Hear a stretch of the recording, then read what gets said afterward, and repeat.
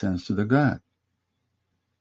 And the gut has a nervous system that's full of a lot of the same chemicals that the brain has. So, why is that important? It's important because of human evolution. How did we evolve? Where did we come from? Well, obviously, like other animals, and sometimes we forget that we are animals. We get kind of arrogant and we talk about animals as these other creatures. Well, we're animals too. We're a very special sort of animal. Um, as one as one friend of mine, a psychologist, says that human beings are animals with special needs. Well, that's true, but we're animals, and we evolved out in nature. And like all other animals, evolution gave us gut feelings because they warn us about reality. They tell us what's real and what isn't. And how long does and don't forget, human beings, our own species, has been on the earth for 150, 200,000 years. And until a few thousand years ago, 15,000 years ago, so all of us lived out in nature. And in many places of the world until much more recently. I was just in Australia. Australia's got the oldest culture in the world. The Aboriginal people have been there for 60,000 years. And until 200 years ago, they lived out in nature purely. Now, how long does any creature out there in nature survive if they're not connected to the gut feelings? So that's essential. And more broadly, it's important to be connected to our emotions, because our emotions, at the very least, give us information about the world, or they give us information about our internal states. And we were emotional creatures long before we were intellectual creatures. So the intellect is based on this scaffolding of emotions. So losing connection with all that is a real deficit. So why would we do that? Why would we lose it? Why would we disconnect? Why would we then not pay attention to our gut feelings? There must be a powerful reason, and there is. And one of the most essential understandings that I've come to, and I'm not the only one, but I've certainly have embraced it, is that fundamentally there's nothing wrong with any of us. So everything you think is wrong with you, your dysfunctions and your disturbing emotions and your reactions and your shame and all that kind of stuff, we can talk about that later. It's not who you are. These were responses to events. And so this disconnection from ourselves, this disengagement from our gut feelings and truly knowing our emotions, they must have had a powerful reason. If there's nothing wrong with any of us, then there must be a strong reason why would we give up access to ourselves.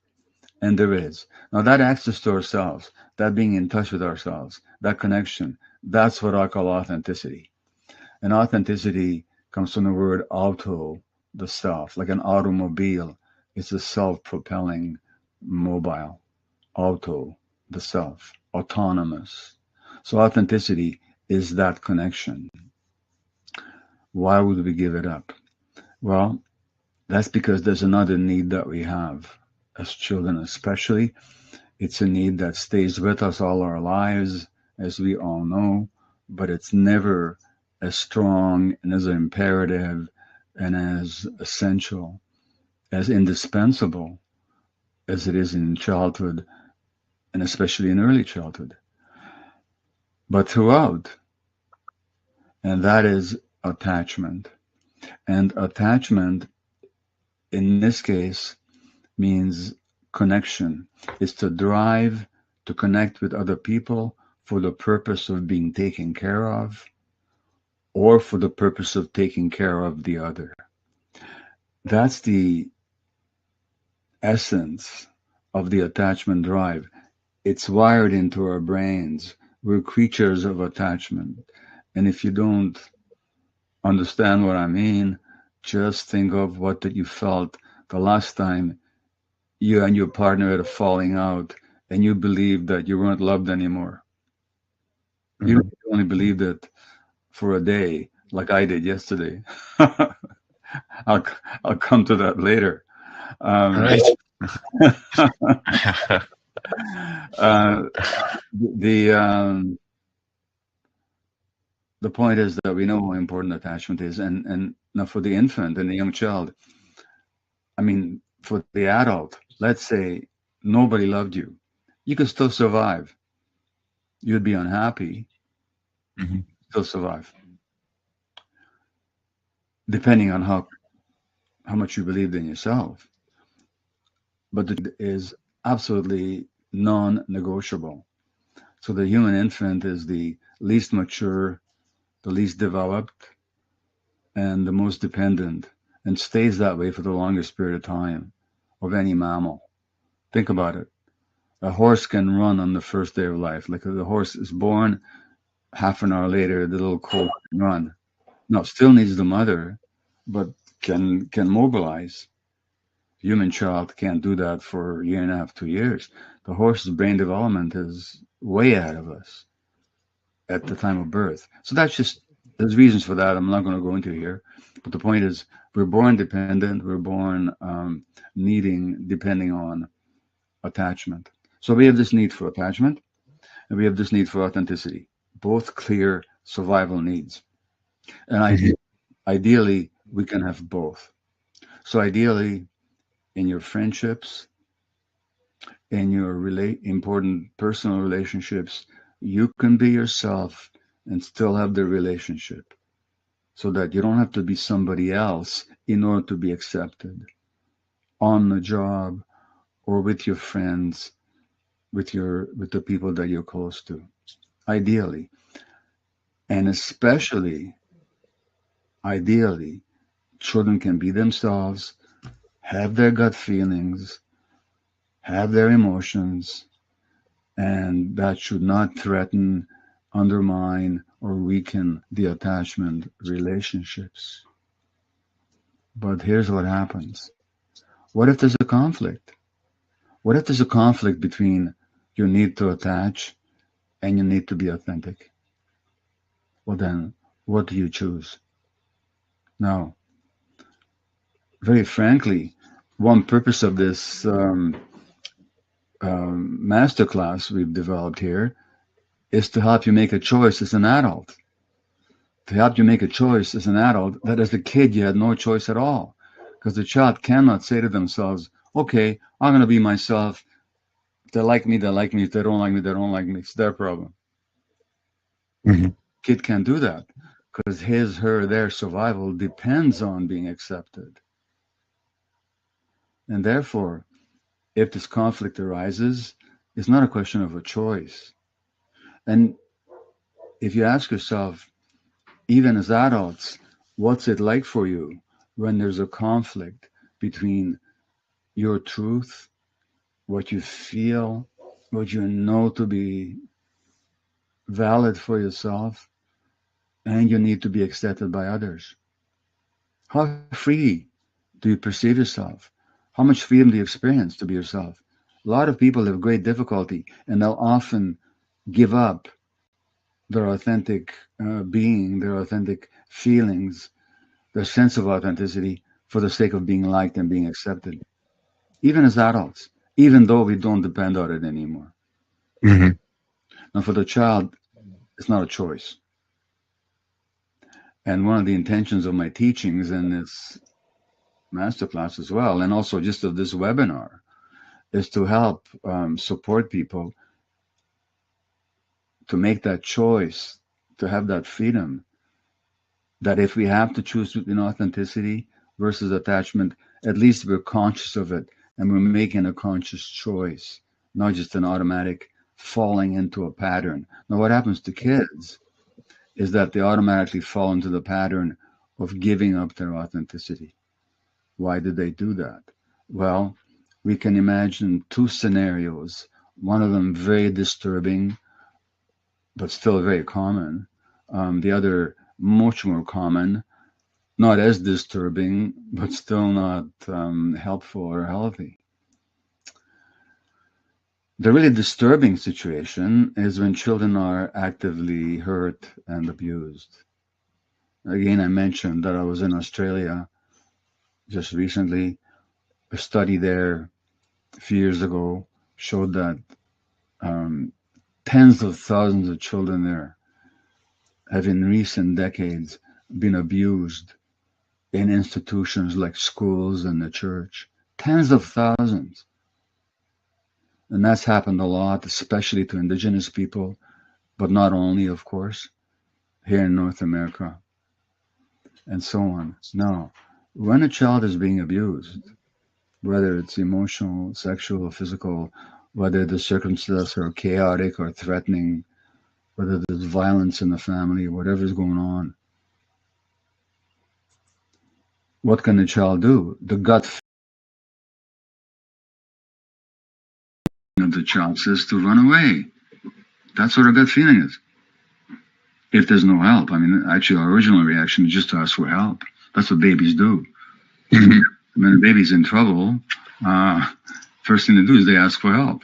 That's why they cry. When the child's crying, most of the time, they're asking for help. They're uncomfortable, they're asking for help. And babies do that automatically. They don't suppress themselves that way. So, but that's assuming help is available. Now, the child is being abused.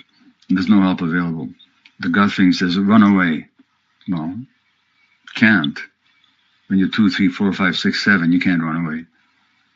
Or the gut feeling says, fight back, fight or flight. But you can't do that either.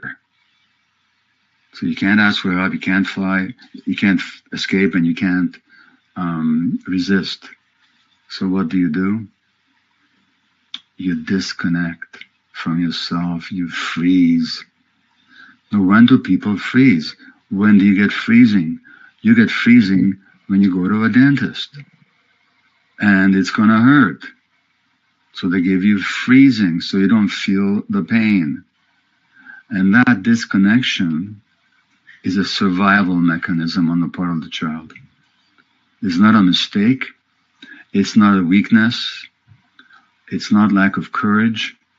It's a survival mechanism. So that disconnection is a survival mechanism. And then you lose your authenticity. You give it up. You don't give it up consciously. If you give it up consciously, that might be a good thing, because then you could consciously take it back again. If you could say to yourself, okay, I'm being hurt, temporarily I'm going to disconnect so I don't feel the pain, but when I can, I'll reconnect, you'd be okay. But this is not conscious. It's much deeper than that. It's in the unconscious, and therefore it's not accessible to you. And then it's programmed into you, and then you follow that pattern for the rest of your life. So even now, and everybody here, I assume, who's on this webinar, is an adult, what's it like for you to ask for help, for example? Even with your intimate partner, how courageous, or I should say, how ready are you to really share what's happening for you? And how much pretending do we do? Of not upsetting the apple cart, as they say. So again, this choice between authenticity and attachment is not a choice at all. It's simply an outcome of trauma. And then the task becomes, how do we regain that connection? And at the end of this part of this webinar, we'll be doing a 10-minute exercise with you as one way of reconnecting. It's rather simple. You'll be surprised how simple it is, but it's also very powerful. Yeah, simple but powerful. Yeah, exactly. Yeah. So, Gabor, yeah. let's say we don't take care of that disconnection, and well, we don't recreate this connection with my authenticity. What can be the long-term effects of trauma on our lives? Yes. So here's a really important thing to understand, is that people think of trauma as something terrible having happened to them. Oh, by the way, I just thought that I forgot to complete. So so children can give up their authenticity under conditions of severe stress, like I mentioned earlier, abuse. But it can also happen under much more benign or ordinary, normal-looking circumstances, just in families where the parents are not attuned to the child. They don't know how to listen to the child's emotions. In families where parents themselves are troubled or stressed, or the parents themselves learned, they grew up in a home where there's a lot of anger, so they're afraid of anger. So when their kids get angry, they listen to all these parenting teachers or parenting experts, so-called, who tell them an angry child should be made to sit by themselves and punished. Tantrum should be punished, The child still gets a message that I can be authentic, I can have my authentic feeling, or I can be accepted, but I can't have both. So what I'm saying is, you don't need severely traumatic events. It's too common in modern society. And what's interesting is it doesn't happen in indigenous societies. Indigenous societies really know how to listen to their kids and to respond to them in an attuned kind of way. So it's something that we've lost. Well, to come back to your question then, Leo, about the impacts of trauma. So first thing to understand, as I began to say, is that trauma is not the terrible things or the less terrible things that happen to you. Trauma is what happened inside you as a result of what happened to you. Now, that's an important distinction for two reasons. First of all, trauma literally means a wound. So trauma is, and as a teacher in this mentor masterclass, trauma is a wound that you sustain. Literally,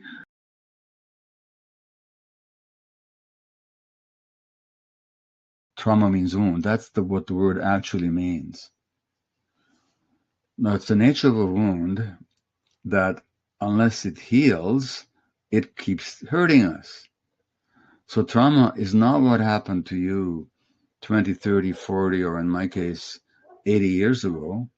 Trauma is the wound that we're still carrying.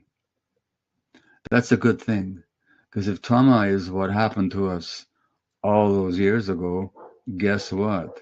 It's over. It's finished. Nothing you can do about it. But if trauma is the wound that I'm carrying now, and one of the teachings here is going to be just how to recognize the wounds that you're carrying. We'll talk more about that later. But that can be healed in the present moment. So that's the whole point, is the healing of trauma in the present, because the wound is showing up in the present. So trauma is a wound that hasn't healed. And that can have multiple impacts. It can show up in our bodies in the form of chronic pain, for example. A lot of research has linked chronic pain in adulthood to childhood trauma, because trauma changes how the brain relates to pain. So a lot of the time, people get medical procedures done for chronic pain, and sometimes that can be very useful and sometimes it's necessary. But much of the time, it's unresolved emotional issues. They're actually in the body and they're carrying the pain. And that's what the person is feeling. And then the doctors then tell them it's all in your head. You know, it's not in there. It's in their bodies, including in their brains. So chronic pain, in the masterclass, as in my books, I talk about how trauma can potentiate illness in the body, how trauma can lead to afflictions of the mind and the emotions, how it can interfere with our emotional lives, our sense of ourselves, how we see ourselves, how we see the world, how we see our partners. So trauma can have all these impacts. Trauma can show up every time you're triggered by something, every time you react in a way that seems odd. You know, when you look at it afterwards, at the moment of reactivity and triggering, we think we're just, reacting to what's going on. And Mm-hmm. then later on, you might ask yourself, my God, what was that all about? Well, anytime you ask yourself afterwards, what was that all about? It's because you weren't in the present. You're reacting from the past. And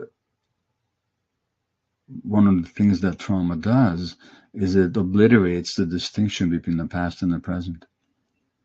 So very often it's impossible for us to be in the present moment because we're too much under the impact of the past. And there's Richard Ford, an American novelist, says in one of his books that all we ever want is to be free of the past, so that the past doesn't have control. It doesn't control us anymore. Mm-hmm. And I was reading an Australian novel recently, still reading it, and this author says that um, the past is like a cancer that metastasizes into the present, and that's what happens with trauma. Mm-hmm. Now, this is all good news again, because if it was all in the past, as I said earlier, there's not much we can do about it. But the reality is, there are ways we can recognize our trauma, how it's showing up in our lives. There are ways in which we can be aware of how it's pulling us on a string so we're not free. Remember Pinocchio, the puppet, who said, how foolish I was when I was a puppet. And we all are. We're foolish when we're puppets, to our subconscious, to our unconscious. It's like there's some little guy behind the scenes pulling all the strings, and we think Mm-hmm. that's reality. It does not have to be reality. Um, I can tell people that sometimes it feels hopeless. Sometimes it does. Some people have really been badly hurt, and it may occur to them that there's nothing they can do, that is hopeless. I'm telling you, even the belief that it's hopeless is an impact of trauma. It's a memory. Because when a child is being hurt, to that child at that moment, it seems hopeless. Because the Mm-hmm. child can't imagine being strong enough to deal with this. There's no help available. And also for children, you see, time is eternal. You can't tell a kid, a 2-year-old or a 1-year-old, that food is coming in 5 minutes. For the child, the present is eternity. There's either food now or there's no food now. When you say no food now, Exactly. you're saying that there's no food for an eternity. And, in one of my books, I give an example of my mother and I. And I'm not, I had a very difficult first year of life, as many of you would know if you've listened to me talk before, due to the war, due to anti-Semitism, Mm-hmm. due to the genocide that I was born into. But here I'm talking about something very simple. My mother's keeping a diary, and she writes in her diary that I'm just paraphrasing her, talking to me because the diary was written to me. Okay. And I'm 3 weeks of age at the time. And she says, "No, you're really giving me what for? You've been crying for the last hour and a half because you wanted to eat. And I promised the doctor that I only feed you every 4 hours. And there's still another hour, there's still a half an hour left. And so my heart is breaking," says my mother. "But my poor little kid, you're going to have to recognize that nighttime is for sleeping, not for eating." Well, here's the deal. You tell a mother cat not to feed the baby when the baby is hungry. You tell a mother orangutan not to suckle the baby when the baby wants the breast. You tell any mother connected to their own gut feelings. And my mother's heart was breaking, but she Mm-hmm. was not following her own gut feelings. She was following doctor's orders. Well, what's it like for a child? Forget the Second World War, forget the Nazis. What's it like for a child for an hour and a half to be lying next to the person to whom the person who represents the whole world to him, and this person is not responsive to his needs. Well, what's the message that I get? My feelings don't matter. I don't matter. So what I'm saying is, it doesn't take something extraordinary to make us disconnect from ourselves and to wound us. It's very common. And again, what I want to finish with here is that all the things that you think is wrong with you are actually understandable responses to traumatic events where you weren't listened to, where your needs were suppressed, or when you were actively hurt. And that wound that you carry can be healed in the present moment, which doesn't mean that you'll never be upset again in your whole life. I promise you. Of course. But it does mean is that you'll have tools and understandings and insights with which to confront and deal with those situations. Again, as you said, it's very common, and I would say that the most common thing that we've encountered speaking to a lot of people who has suffered from trauma is the inability to say no, and maybe that's where this disconnection with my authenticity is the more blatant. And that's where it begins, actually. And that's probably where it begins. And so you've created this exercise that we're going to go into. We're going to go into this third part with a special exercise to deal with that moment that is very common, not only in the amount of people, but also in each and everyone's lives, to be able to deal with this moment and this inability to say no. So yeah, go ahead. Sure. So I noticed that one of the, by the way, not just I noticed, but it's been written up in studies as well, is that one of the features of people that get chronically ill is they're difficult to assert themselves and to say no. Now, here's the thing about no.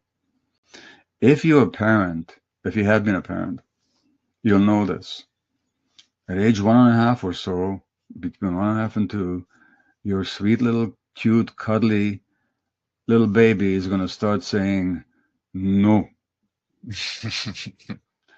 And it's interesting how common that word is. Like in Hungarian, it's nem.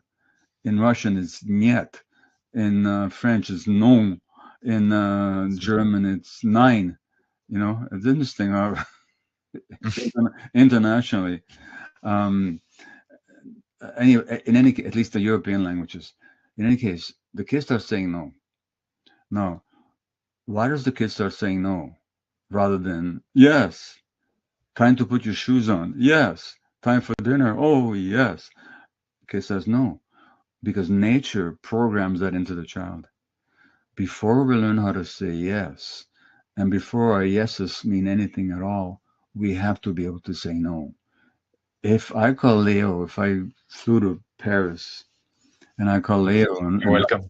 Yeah, thank you. But if I call you up and say, can you meet me for coffee?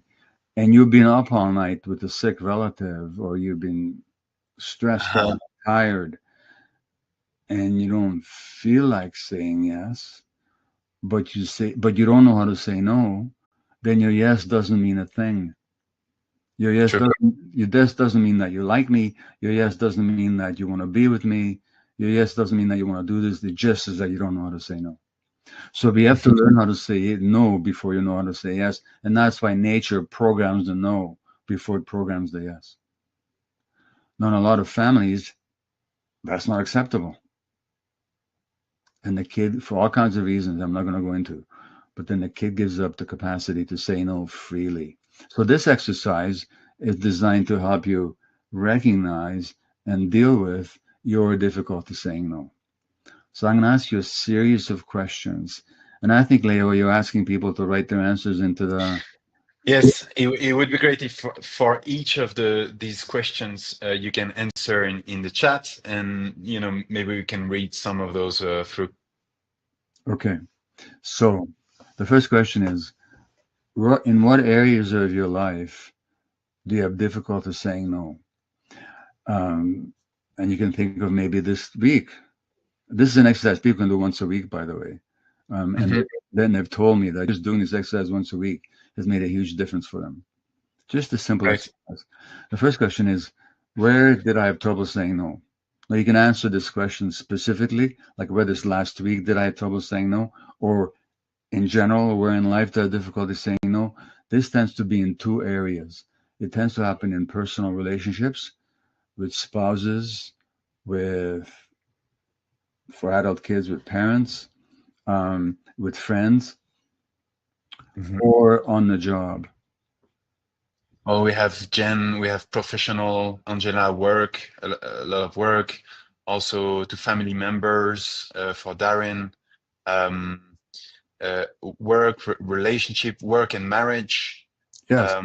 romantic work, Yeah. everything. Yes. We have a lot of romantic relationship for Nurul,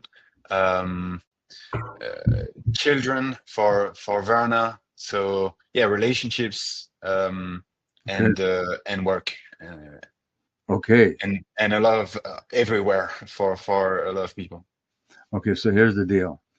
You sit down once a week and you write down where this week, or you even just take one example and write down where this week did I not say no, when there's a no that wanted to be said. There's a no that you wanted to say, but you didn't. Just write it down. And when you do this exercise, be conscious, like just be aware. Okay, this week I didn't say no with such and such a person. Okay. Now, don't judge yourself. Don't put yourself down. Don't criticize yourself. Don't say, I should have said yes. Just be like a neutral observer of yourself. So, where did you have trouble saying no this week? So, that's the first question. The second question then is, what is the story? No, I should say no. That's not the first question. The second question is, what is the impact of my difficulty saying no? When there's a no there that I want to say, but I don't say it, what is the impact on you? So that's the second question. What is the impact on you where you don't give your authentic no? So maybe some of you could write down the answer. Those impacts can be physical or emotional. But what is the impact? So, for example, we have Bobby who says, I feel bad or guilty. Guilt, I feel bad about myself. Resentment for Jacqueline. Lauren says, overwhelm. Marta says, I feel I am weak. Bassan I felt very stressed. Resentment, pain, overwhelm, anger, anxiety, guilt, among others. Got it. So notice that there are basically three types of impacts, and these have all been mentioned in these responses that Leo has read out. One is negative thoughts directed towards yourself. Mm-hmm. Somebody says, I feel weak. Now, I got news for you, everybody. There's no such thing as feeling weak. That's not a feeling. And I believe I do talk about this in the masterclass. Right. Feelings are, I'm tired, I'm hungry, I'm sad, I'm angry. I am weak is not a feeling. It's a self-judgment. Mm-hmm. So one of the impact is negative emotions and judgments directed towards yourself. That's a serious impact. Number one. Number two, resentment towards the other. So notice how self-defeating this situation is. You don't say no because you want to maintain a relationship, and then you feel resentful to the other person, which undermines the relationship. So you get the very opposite of what you want. Because Exactly. I got news for you. That other person can feel the resentment. So that's the second impact. The third impact is emotional and physical. You feel overwhelmed. So you might feel fatigued. You might have trouble sleeping. You might sleep too much. You might have all kinds of bodily sensations. So the impacts are not trivial. That little word that in English has only 2 letters in it, you don't say it, it's got all these impacts on yourself, on your relationship, and on your body and your mind. Now, that's the second question. The third question has to do with the fact that there's always a story behind your inability to say no. When I say a story, I mean there's a belief. You believe something about yourself. If I say no, such and such will happen. Or if I say no, that makes me into such and such. That's by the story, I mean the belief. So what is the hidden belief? Think about it. Again, don't judge yourself. Just conduct a compassionate inquiry, which I'll mention again later. A compassionate inquiry. What do I believe here? If I say no, like for example, maybe Leo, I can start you off. This is one. If I fly to Paris and I'll call you up and do you want to have cafe, and you say oui when you want to say no. What do you think you might believe about yourself? Why you're not saying no? If you say no, then what does that make you? Well, I would think that I would disappoint you, or I wouldn't. I wouldn't be at your expectation, or I would let you down in some way. Okay, so you wouldn't be a good friend, right? Yeah, exactly. I wouldn't be a good friend, which I would like. I would like to be. Yeah. So that's the belief. So that's the belief. Okay. Yeah, and we have people saying similar things here, like for example, Verna, that they won't like me. Kelly, who says failure. Fatima, who says I'll be unloved. Which are that I'm selfish and not liked for Jacqueline. Yeah. So that there's all these beliefs. Now, again, if you have those beliefs, you weren't born with them. So you learned them somewhere. But it's important to distinguish them. Okay, if I say no, I'm selfish. Now, if you turn that around, usually you will not judge somebody else like that. Like if you call me up for coffee and I say, listen, I'm so sorry, but I was up all night and I just don't have the energy. Would you call me selfish? Not a bad friend. You probably would not. No, I wouldn't. So we tend to be harsher on ourselves than we are on other people. Not all of us and not all the time, but much of the time, most people are harsher on themselves than they are towards other people. So that's the third question, is what is the belief? And then, of course, you can ask yourself, where did I learn these stories? Well, this is where you look at your childhood. Where did you learn this? Of course you learned it. You weren't born with it. Even as a one-day-old baby, you knew how to say no. If somebody tried to stuff some food in your mouth that you didn't want, you know how to say no. And then, of course, at 1.5, you started saying it. It's interesting. Leo, I have a question for you. In English, we have this expression called the terrible twos, when kids start being resistant and oppositional. Is there any such expression in France? Not that I know of, but we do have the same moment with children where everything is just no all the time. Yeah. I know that happens, but maybe I think the Europeans or the non-English are not as uptight about this as a lot of the people who grew up in English countries. But it's the same dynamic everywhere. So that's so. Where did you learn this? And so, actually, think about it.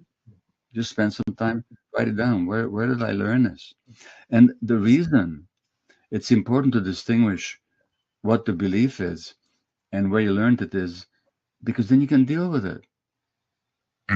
Is it really true? Is it really true that somebody who says no is selfish? Is that really true? Well, maybe, but maybe not, you know. So, and then the next and the final question is, but it's not the final question. It's the final question for this exercise is,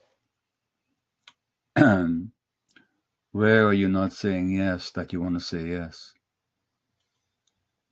Because so many people have such a hard time saying no to the demands, expectations, and judgments of the world that they don't find the space and the time to say yes to what they really want. So you need to ask yourself, what are you not saying yes to? What creative urge, expressive urge, what desire for activity or interest are you not saying yes to because you haven't left yourself space and time and freedom because you don't know how to say no? So that's the last question. In what areas or where are you not saying yes? I wonder if there's any answers to that. Yeah, we have a Bobby who says to myself, to self-care, to rest. Bunny who says to my healing journey. Angela who says to doing things for my happiness. Darian for my interests, my hobbies. Cynthia who says to love. Good. Okay, but those are not trivial, unimportant things, are they? They're huge. Right. They're huge. Mm-hmm. And so this is one exercise. If that's all you get from today's webinar, if you just do this exercise once a week, but not just quickly through your head, but actually sitting down and writing it out once a week, takes you 10 minutes, 15 minutes. It can change much about how you live your life. Right. Thank you so much for this exercise, Gabor. I think I saw Jamie saying so many eye-opening info here. Thank you so much. So actually, people, can you tell us in the chat, was this exercise useful? Did you get something from it? Please let us know in the chat. We'd like to have your feedback. Amy who says thank you. Alina, thank you. Well, thank you everyone for sharing with us in the chat. It's also useful to see all the testimonies that we have in the chat for every single person. Yana who says yes. Andrea, very useful, very eye-opening for Sarah. So thank you everyone. Well, if you got something from this exercise, I think you will really love the masterclass. And actually, maybe now is a good time for us, Gabor, to take some time, take a few minutes to present your new masterclass, Heal, that we will launch for the first time today. So I'll share here presentation. So Gabor, it's the outcome of quite a long road because, well, we met for the first time about 1.5 years ago or 2 years ago. And now my question to you is, there's a lot of material from you out there. There are your books, there's a lot of videos. So why did you want to do a masterclass, and what's different about it? Well, the first truth is it wasn't my idea. I don't come up with these ideas. I just sort of put one foot ahead of the other. But why did I respond to the idea when I received it from you? It's because, which I did, and I'm thankful for it. I saw an opportunity. It's true. There's a lot of my work out there. There's dozens of my lectures and interviews, podcasts on YouTube, and that's accessible to anybody, anytime. They don't have to sign up for anything. And of course, there's my books, which have sold millions of copies in over 40 languages. So there's a lot of my material out there. But there isn't any one program that summarizes in a practical way about how people can utilize those principles in their lives. So I think there's a lot of valuable content in there with lots of insights and teachings. And I know they've helped a lot of people. I get that feedback. but I wanted something. I wanted to, at least I responded to the opportunity to create something practical, a step-by-step program that people could actually follow with concrete steps and routines that they could integrate into their lives. And so this mentorship, this masterclass gave me the opportunity to develop such a program. And it was, I don't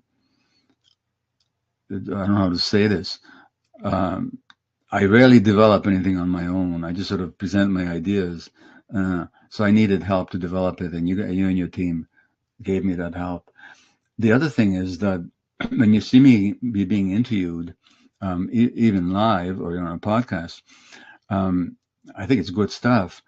But you don't see me interacting with live participants, with people who are people coming to me with their actual problem. So that for this masterclass, we invited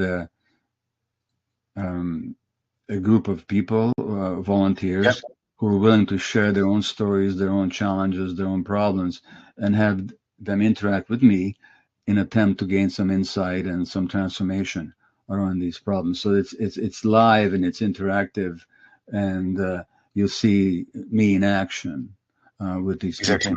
As to some extent, you'll see me, well, not quite so much in the Q&A, but in this masterclass, it's actually me actually interacting with live human beings with their vital issues. And then again, as I said earlier, it's a way to present practices, meditations, journaling, ways of thinking over time, so that it's something that you can absorb and integrate into your life over time. And it does take time, and you're not going to get it just because by watching it the first time. But they're practical tools. There's a workbook along with it that we ask you to, or suggest that you practically work with. So to summarize, it's the opportunity to present my teachings in a practicable way that caused me to accept your invitation to do this. Right. And one of the reasons we have built it this way is because of the methodology behind it. So when we start building a masterclass, the first thing we do is we talk to a lot of people who have suffered from trauma. In this case, we got responses for almost 3,000 people. And we really ask them, what they need, what they want, what would be the perfect solution for them. And in this case, really overwhelmingly, people answered that they needed practical exercises. They also needed live consultations and these meditations and scientific papers that we mentioned, but mostly people wanted a practical guide. And why do people want a practical guide? Is because, well, it feels that knowledge can only get you so far, information can get you so far. What you really need to heal is practice, is creating new habits, and new ways to apply those teaching in your life. So it feels like healing is a little bit like physical exercise, right? So I know, Gabor, you're a swimmer, and you're not going to get good at swimming by watching videos on how to swim. Maybe it will teach you some things, but at some point, if you want to get good at swimming, you need to swim, and then your body will change, your brain will change. And it feels like it's the same for healing, and that's why we created this masterclass as a practical guide with dozens of routines, of exercises, of written exercises, but also somatic exercises and meditations. There's also an exclusive emergency kit in there for when things go out of control, or where I'm being triggered, or I'm repeating a pattern, and to be able to get out of that pattern. And actually on this, people, if you stay until the end of the webinar, we'll play one of the lessons of the masterclass, which includes one of the 10, 12 tools included in this emergency kit. So you will get a little bit of an idea of what's in the masterclass. So many things in there, but the general idea was, and that's why we call this masterclass Heal. It's because it's a 4-step program. like the 4 letters of heal. Yeah. Actually, let's get Gabor into the 4 stages and why they are important in the process of healing. And actually, the first step here is H, like hear the pain. So here's the deal. Here's the deal. A lot of the time, so HEAL is a nice acronym in English, HEAL, but it also speaks to the truth of what needs to happen. So the first to hear the pain. Now, I mentioned that you should have seen me yesterday, and I was actually in a state. Something happened. I'm not going to go into any details. The day before, that had me triggered, and when I get triggered, this is even after all this work that I've done, I go kind of withdrawn, sullen, painful state, you know, and I could mistake that for reality, that this is the world doing this to me, which is our default setting. Or I could say, oh, there's some deep pain here that got triggered. And my reactions and the emotions that are swirling through me now are actually an old pain that's arising. A lot of people have difficulty hearing their own pain. A lot of the time that people are angry, the spiritual teacher Eckhart Tolle said that wherever there's anger, there's pain underneath it. No, that's not true. Sometimes there's healthy anger in the present moment, not because there's pain, but because it's a necessary boundary setting. But he's right much of the time that when there's this kind of old pain that feels so familiar and that seizes you, when there's anger, I mean, that feels that so familiar that it seizes you, there's some pain underneath it. And it's that pain that we have to deal with. Otherwise, we just keep acting out our anger on the world. And so that, and I've talked to so many people in so many different countries, in so many different situations. When you ask them about their childhood, they tell me they had this happy childhood. And then I spend 3 minutes with them. And it turns out it's not that they didn't have happiness, but they also had a lot of pain, but they didn't hear their own pain. They learned to close their eyes, their feelings, their ears really to their own pain. So hearing the pain is really the hearing it is the first step in dealing with our trauma. And in this part, we discover some wrong ideas that we have about trauma. I'm not going to go into them now, but for all the fact that we talk about trauma all the time these days, at least some people do. Sometimes we don't do so very accurately, which can be very confusing. We can learn what trauma tells us about ourselves and our current experience. And I don't recommend trauma to anybody as a way of learning, but my God, it can be a powerful teacher if we pay attention to it in how it shows up in our present lives. So again, I don't wish it on anybody, but once it shows up, it can teach us so much about reality, about ourselves. And so that we're going to give you here a self-awareness protocol to get you to know what is the source of your trauma in your life. It's not exactly. It's not as difficult as it seems. There's just ways of looking at it and noticing what happens, and that gives you a deep clue as to what actually happened to you.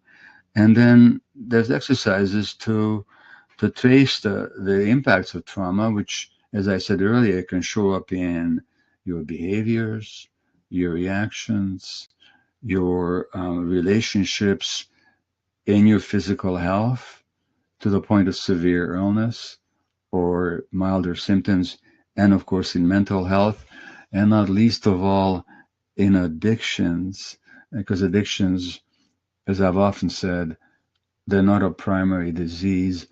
They're an attempt to solve the problem of emotional pain. So don't ask why the addiction, ask why the pain.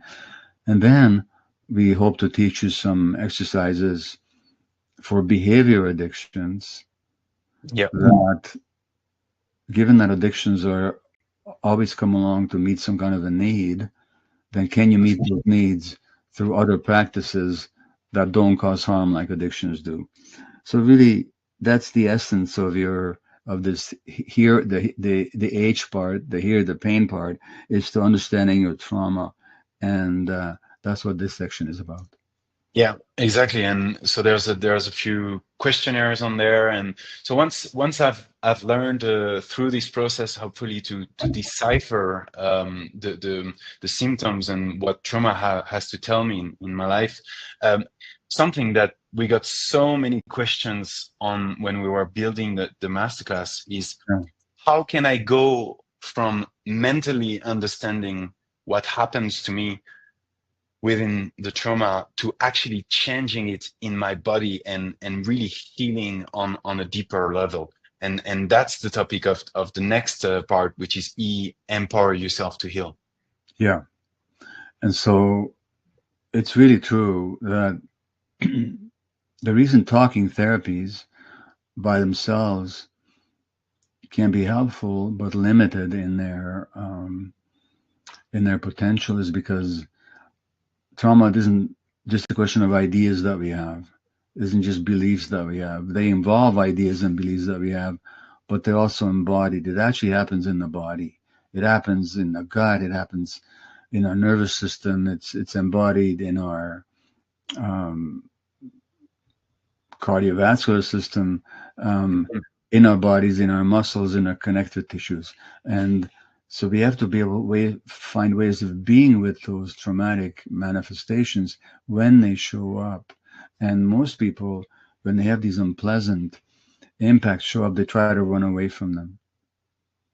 And running away from them works temporarily, but it keeps them in place. And so the thing is to actually work them through the body. So there is steps, concrete steps that we teach in this masterclass to do that. You mentioned, Leo, this emergency kit. Well, this simply means when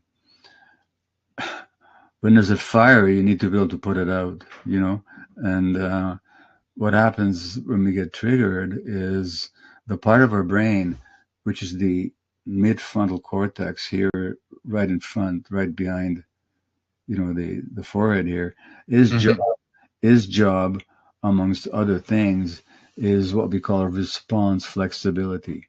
In other words, when something happens, we're not automatically driven into a reaction.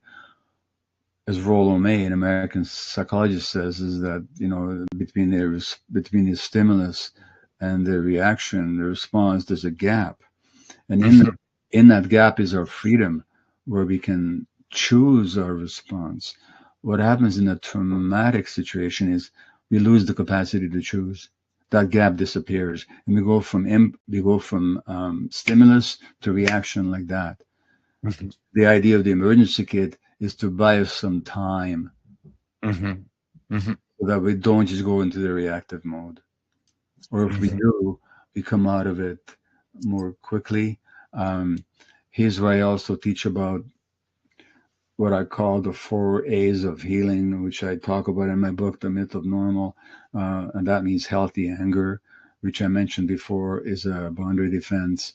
It means agency, regaining the capacity to be in charge of our lives and ourselves. It means authenticity, which I've already talked about. It also means acceptance. Acceptance doesn't mean putting up with things or tolerating them. It means, first of all, accepting them the way they are and then dealing with it rationally. And there's a 5th A that I didn't include in my book, but I should have, which is awareness, because for all the other A's to work, and now we're talking about the part no, we're still here in the empower part. Awareness. For the other A's, the authenticity, the acceptance, the agency, the anger to work, we have to have awareness. And to gain that awareness, I teach something about my method called compassionate inquiry, which is a method I've developed to train therapists, and we've done that. It's a year-long, very intensive training program. That's not what we're teaching here. we're teaching here is the importance of approaching yourselves with a question of with the idea of curiosity, not why did I do this, but I wonder why I did this. Do you notice the difference? Why did I do this? Or I wonder why I did this. Same question. One is not compassionate, one is the judgment. The other is compassionate. So we're teaching self-compassion here. And finally, reconnection. We talked about disconnection. My good friend Ruben George, who's an Indigenous leader, a former chief here in Canada, had a wonderful conversation with me, which is in the masterclass on reconnecting with nature, such as Indigenous people, as in Australia I just saw, or here in Canada and elsewhere, are still very much more aligned with than the rest of us are, and of course, reconnecting with ourselves as well. So that's the empower part, and then comes the align, the align, heal. Aligning means what? Aligning with relationships. Now, relationships, as I said earlier, we're creatures of attachment. We're creatures of relationship. That's our actual nature.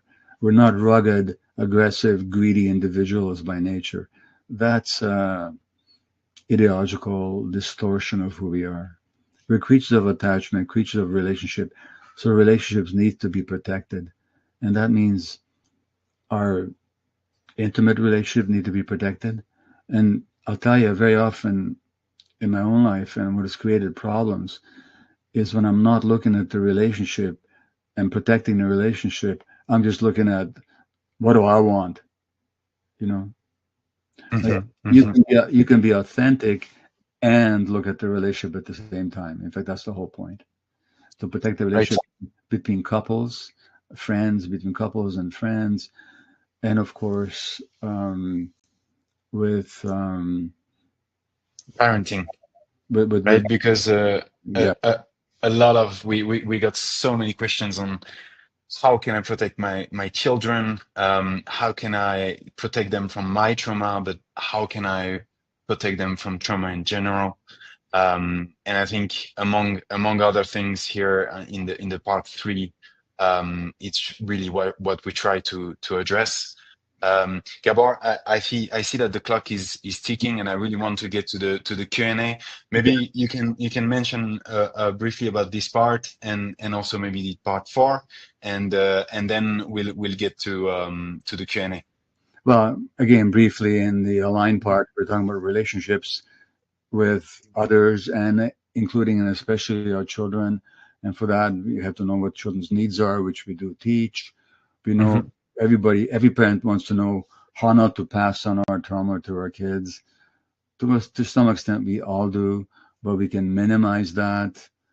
And above all, what every parent wants to do is to raise a child that is emotionally resilient. And that doesn't mean the child never experiences disappointment or pain, but that when those things happen and life will bring them along, I guarantee it, we know how to deal with them. So that's the parenting part. And then the L, it just means lifelong. Like I'm telling you, yesterday I was in a state. I had to deal with it this morning. And so this is that might seem discouraging to you, but I'm telling you, it's just a lifelong process. There are people who get totally enlightened and they get totally clear. I'm not one of them. And I don't know too many people who are. But the point is, we recognize that it's a lifelong process. It's easy to feel in certain moments that now you've got it, now you're balanced, now you're grounded. I felt that. And you think, no, I've really got it. It's never going to go off the rails again. Well, believe me, it will. But the point is to have tools and the resilience to deal with it. And so it's lifelong. And the other meaning of L is that it's lifelong learning. Right. Yeah, exactly. And I think, that was the goal of building this masterclass, is that we wanted to give you tools that you will still carry with you even after you're done watching. They will still be in your sort of toolbox to keep going further in that healing process. So we'll come to the Q&A in just a moment. So stand by, but I see a lot of people asking, how can I join this program? So you'll see a window appear on the side of the chat. You'll be able to click on it. You'll be asked to sign up and enter your email and a password. And then you can join the masterclass. Also, you can scan this QR code and you'll be taken to the right page. So the public price for this masterclass will be $598, but especially for the launch of the masterclass, which is today, we will lower it at $299, which is 50%. And so for this, you will get access to the masterclass, but also to a digital workbook, which is about 60 pages of frameworks, of exercises that you can use. In bonus to this, you will get access to the whole Mentor Show library.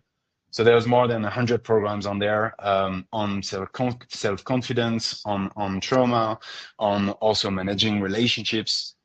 One of the masterclasses on there that is very popular is of Boris Cyrulnik, who pioneered actually the concept of resilience as a way to heal from trauma.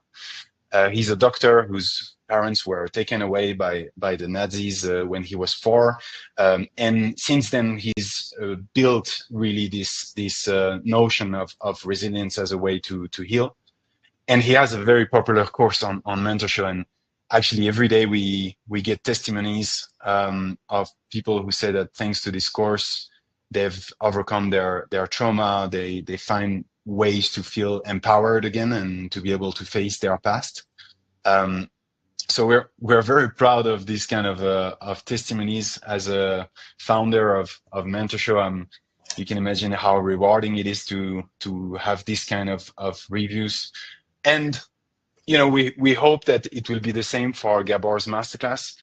Actually, we're very confident that it will. And well, we're so confident that it can help you that we decided to give you a guarantee that we've never given before. So the guarantee goes as follows: that if you complete the program, you watch it and you do the exercises that are on there, and at the end you still think it's not for you, well, you can ask for your money back and you'll get it back. So hopefully, we hope you don't ask for your money back, because we want this to work for you. We worked quite hard for it to work for you. We want you to feel satisfied. But we don't want money to be the issue. And most of all, we want to give you all the reasons to take that step and invest in yourself and take that commitment with yourself to make real changes. And this is the opportunity to finally stop the past from dictating the present. And we want to give you all the reasons to take that step. So once again, if you complete the masterclass, the exercises, and you need your money back for whatever reason, you're unhappy with the content, or you just need the money, you can get it back. So here it is. Yeah, and one last thing before we get to the Q&A, is that for the first 100 clients, we'll give you a seat to a special seminar, which will happen in about 2 weeks with Daniel Maté, which is Gabor's son, who has namely written the Myth of Normal with him. And he will do, on that day, he will do a group coaching to help you, these 100 clients, to help them make the most of the masterclass before they get started. So once again, if you want to join, you can scan this QR code, or you can type this address right here, and you'll be able to sign up. I have another guarantee for you guys. Mm-hmm. I know that one of the master classes, one of the first ones you did, Leah, was with the great football player. By football, I mean the European sense. The great soccer player, Karim Benzema. Yeah, Karim Benzema was a member of the French national team and also a leading member of the Real Madrid football team for many years. And Leo is guaranteeing that if you take the masterclass, you'll be as good a football player as Karim Benzema was. Is that of course? Of course, and there are a few masterclasses of French chefs, so I can also guarantee that, that you'll be able to cook as good as them. Wonderful. So let's get to the Q&A part. Sure. So we have a first question from Saba, who says, how can I change my anxious attachment and fear of abandonment? Well, of course, I'd have to talk to you more in person to get really into it, but I just want to look at your language. You don't need to change anything, okay? Your anxious attachment and fear of abandonment, you've earned them. When I say you've earned them, it's not that you deserve them. Nobody deserves them. You should have had secure attachments in the first place. Then you wouldn't have this fear of abandonment. And if you had had secure attachments in the first place, then you'd have the confidence in yourself that even if somebody does leave you, you're still okay because you can handle it. Now, the child cannot handle it. So this anxiety and this fear of abandonment is actually a child part of you. You're never going to change that. That part of you is always going to be afraid of abandonment because it was programmed to have that fear, and that fear was perfectly rational. So the first thing to get about yourself is there's nothing wrong with you. However, what you want is for this adult part of you to show up to take care of that child part. So the question is not how I change it. Don't try and change it. If a child was anxious, you wouldn't try and change the child's anxiety. What would you do with the child? You'd take care of the child. And then the anxiety would relax. So my quick suggestion is when those emotions come up, be with them. Don't try and make them go away. Don't make yourself wrong for it. Just feel it. And you might need to use something like the emergency kit that we recommend, which could be, say, music you could listen to, or beautiful pictures you could look at, or some meditations.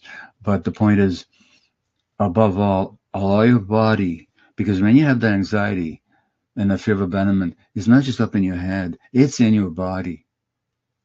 So feel the body and be with it. Being with it will give the message to that child part of you that you're not abandoning her or them. And that's what that part of you needs. So you need to accompany yourself, especially when that fear arises. Give yourself space and allow yourself. Now, here's the good news. You've already survived it. You survived those feelings when you were much more vulnerable, much more helpless, and much more exposed than you are right now. So allow yourself to feel it now. You'll survive it. And in allowing yourself to feel it, you're actually not abandoning yourself, which is what you really need.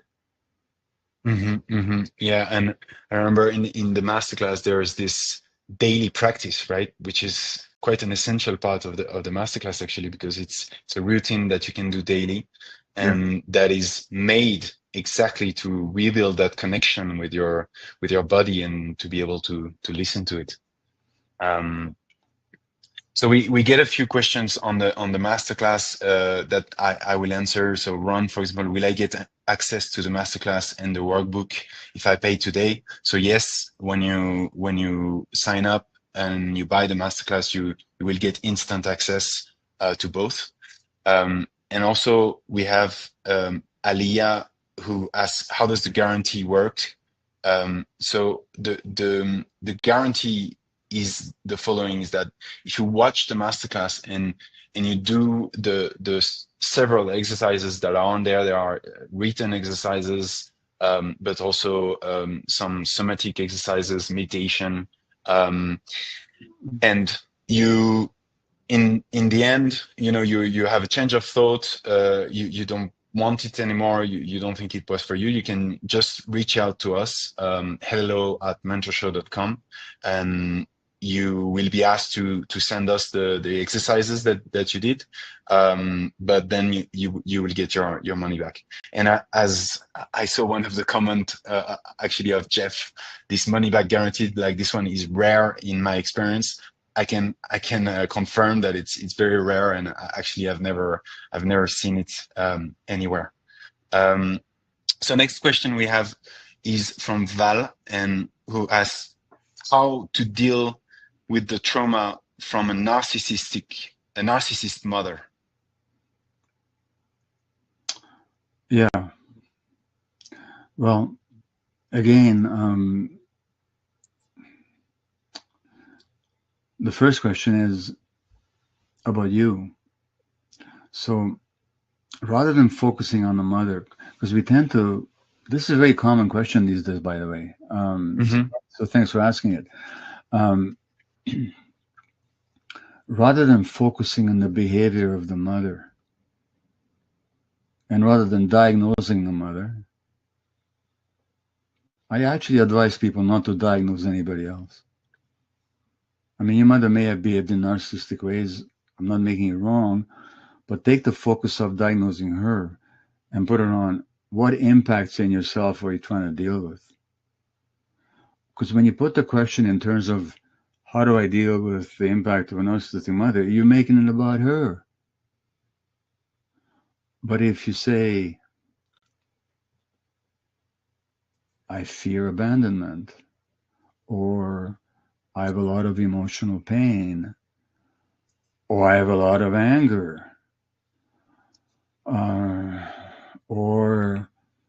I don't know how to be in relationships with people, then you're making it about yourself. So the first thing is, whoever asked this question, rather than focusing on the impact of the narcissistic mother, just talk about the issues in your life that are showing up right now. That's the trauma. The trauma, if you understood me right, if I expressed myself right, is not the fact that your mother was narcissistic. That's the traumatic event. The trauma, the wound, is what you're carrying right now. So first of all, formulate the question about yourself. How do I deal with my self-doubt? How do I deal with my self-loathing? How do I deal with my shame? How do I deal with my resentment? How do I deal with my difficulty? So make the problem, not the problem, make the question about yourself. And then,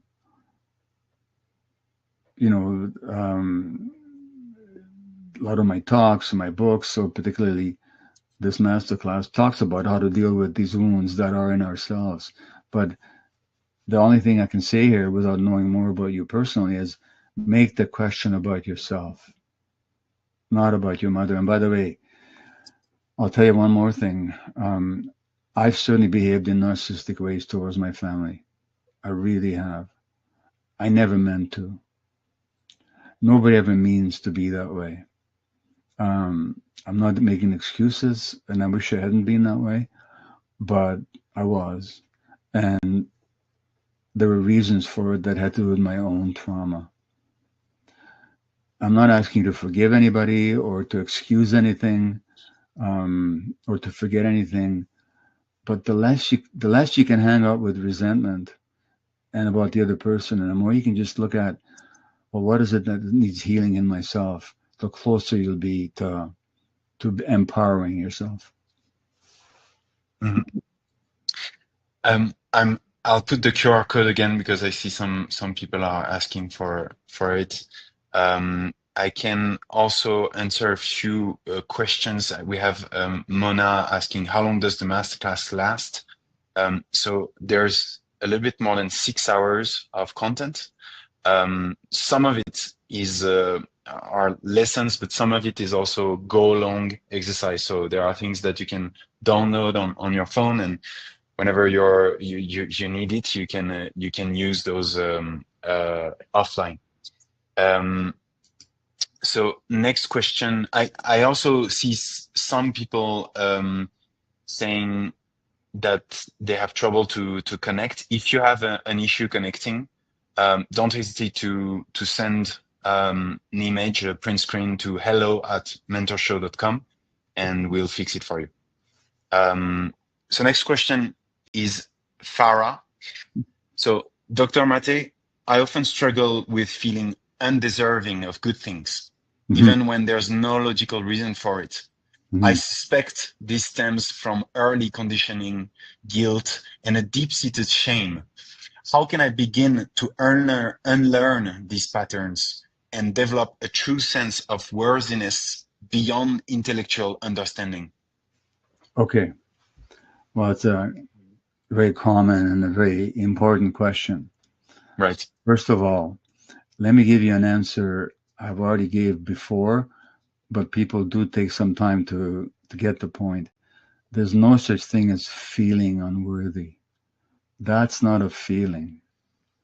A feeling is I'm tired, I'm hungry, I'm sad, I'm angry. That I'm unworthy is a belief. So what you're asking is, how do I deal with this belief that I'm unworthy? Now, what do you feel when you believe that you're unworthy? You feel shame. But it's not a feeling that you're unworthy. It's the belief that you've developed. That's the first point. The second point is, you don't totally believe it. How do I know that? Because you're here asking this question. If you totally believe that you're unworthy, you wouldn't want to be asking how to deal with this belief that I'm unworthy. You just take it for reality. The fact that you don't take it for reality means that you actually believe A, that you don't have to be that way, and B, that you can be helped, and C, that you deserve to be helped. Because if you didn't believe those things, you wouldn't be here. Now, notice the part of you right now, Sarah, if you ask the question, notice the part of you that believes that it's worthy of help. That's the part that just asked this question. That part is there too. So pay attention to that part. Okay? Secondly, the guilt and the shame, I can tell you, it's got nothing to do with anything you ever did or didn't do. It had to do with the fact that as a child, you took on responsibility for the suffering of the people around you, and you didn't have the strength, the capacity, or the knowledge to save them. And this belief that there's something wrong with you was your way of coping with that terrible reality. And actually, even that belief that there's something wrong with you served a purpose of helping you. Now, how could that possibly help you? Here's how. Because if you believe that the problem is something wrong with me, then there's maybe something you can do about it.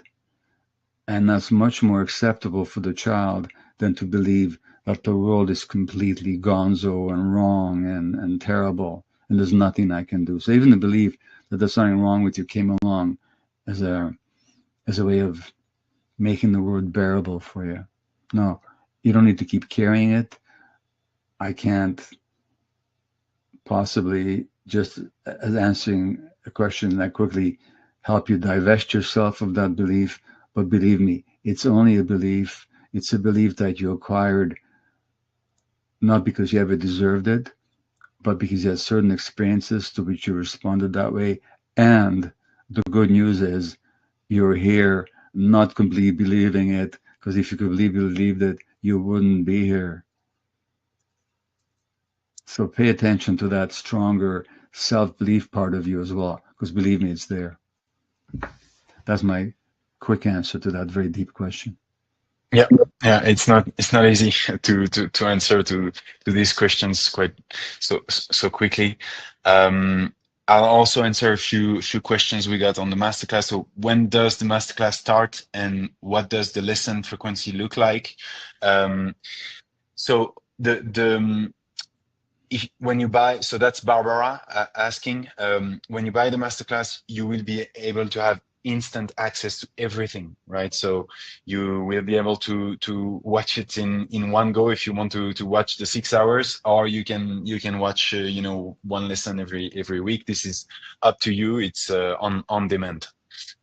We also have a question. Would you please briefly explain the HEAL method? So we went through the different parts of the masterclass just before. So I think the best way to have a summary of this is to go on the link that you have here, and the QR code. You will be able to see the different parts. But it goes as H, hear the pain, E, empower yourself to heal, where you get a lot of strategies and tools to heal. Then A, allowing your relationships, how to deal with trauma within couple and parenting. And then L, lifelong healing, to make this healing process last in the long run. And actually, I have a question for you here, Gabor, where I think it's very relevant to our emergency kit that we built. It's a question from Ivana, and she's saying, if the automatic trauma response is so quick, how to deal with that? Sometimes you won't. Sometimes it'll happen and it just takes you over. I mentioned that between the stimulus and the response, there's a gap. And in that gap, there's your freedom to choose how you want to respond. Well, in a traumatic reaction, that gap just closes. And I still find myself in that situation sometimes. Now, if you use the tools that we teach here, you'll develop more capacity to widen the gap. So I'm far less reactive than I used to be. I really am. At the same time, I can still sometimes lose that gap, and then I'm just reactive. Then there's a number of things you can do. One is, don't be hard on yourself. Your midfrontal cortex, the part of the brain that handles that response flexibility, just went offline. You didn't do it deliberately. Don't be harsh on yourself. Don't allow yourself to sink into shame about it. You might have some regret. That's fine. You might need to apologize. That's fine. But don't sink into shame. You're just being a human being. Okay, that's the first thing. The second thing is just be with it.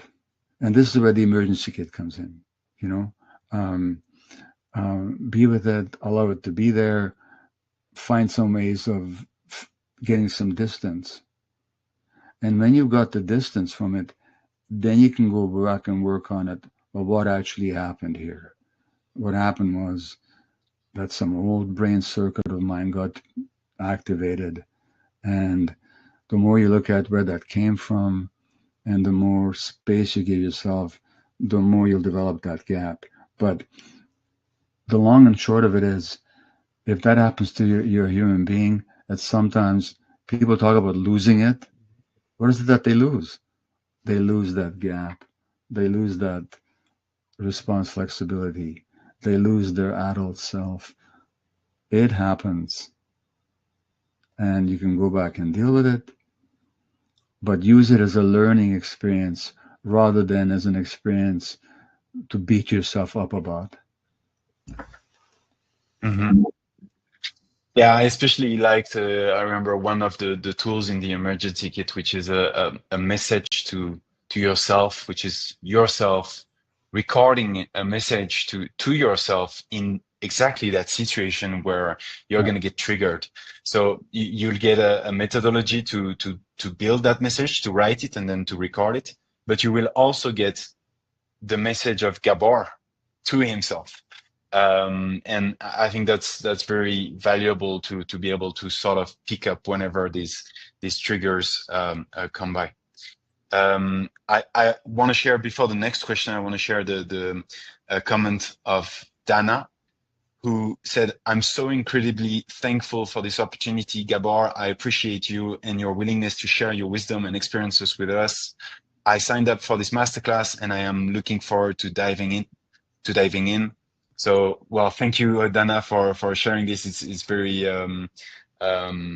it's very nice to have that kind of testimony, and I really hope you're gonna like it and you're gonna get something from it. Well, and to tell you the truth, I share not only my wisdom, but I also share my lack of wisdom, because look, we're all human beings, you know, and this stuff happens to all of us. And remember, the last L, it's a lifelong, and it's learning. So as long as we recognize that it is lifelong, we don't get frustrated and down on ourselves, and we keep learning. That's the thing. Yeah. So next question is from Moonflower, and it's, well, how do you heal when you're still in an active extreme trauma daily? Well, you know what? It's very hard to heal when you're in survival mode. So there's some situation in the world where you can't escape the ongoing trauma. I can think of certain war situations. You all know what I'm talking about. But if as an adult, you're in a trauma situation, then the question is that all there is? Do you have to stay in that survival mode, or do you have any capacity or possibility of leaving that situation? You can either leave it or change it, or you can 100% accept it, which is very, very difficult. I'm not sure I'd know how to do that, but I can tell you something. I don't know if I showed this in the masterclass. Did I show that video from that prison in Texas, Leo, in the masterclass or not?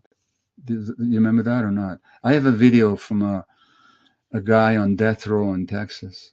And he's been on death row for a couple of decades now for some crime he committed, a killing that committed when he was 18 years old. And in Texas, they execute people who commit things. It's a whole other story. But this guy, even on death row, he sent me a message. And what's remarkable about his video, this 2-minute message, is how calm, grounded, and present he is. So even in that situation, and he's facing death, and if he wins his appeal, the best he can hope for is life in prison without parole. And he's not even 40 years old yet, but he loves life. So you might say, here's a guy in a trauma situation who still finds it able to heal. I don't know that I have the strength or the capacity to do what he's done. To answer your question, I'd say it's very difficult to heal in a trauma situation. So can you leave it? Can you change it? If you can't, it's radical acceptance. But I don't know how to do radical acceptance, so I can't teach that one to you. Next question is Annie, how to heal from extreme nightmares? Okay. Well, yeah, so there's extreme nightmares. Here's what Sigmund Freud said. Sigmund Freud being the father of modern psychology, psychiatry in a sense. And he had a lot of screwy ideas, but he also had a lot of very deep insights. And Freud said that dreams are the royal road to the unconscious. In other words, dreams tell us what we're carrying unconsciously. So whatever shows up in your nightmares, it's the pictures or the content doesn't matter. It's the emotions that matter. So it must be extreme rage or terror, extreme pain. I imagine those are the emotions that are arising in the course of these nightmares. I'm telling you something, you experience those. Those nightmares are memories of what you experienced in childhood. Maybe before you had any words, maybe before you had any verbal recollection, maybe even in the womb, maybe when you're very small, but you're not crazy. Those emotions are carried in your unconscious. So you need to talk about those dreams with somebody who knows how to deal with the emotions that are arising in the course of your pain, in the course of your nightmares. And for those that have accessible and reliable and access to psychedelic therapy, that can be a wonderful way of dealing with the unconscious, because you can experience those same emotions, but in an awake state when you're there as an adult to deal with them. So again, the nightmares are a message from your unconscious. They're memories of emotional states that you experienced as a child. There are ways of working with them. You're not crazy to have them.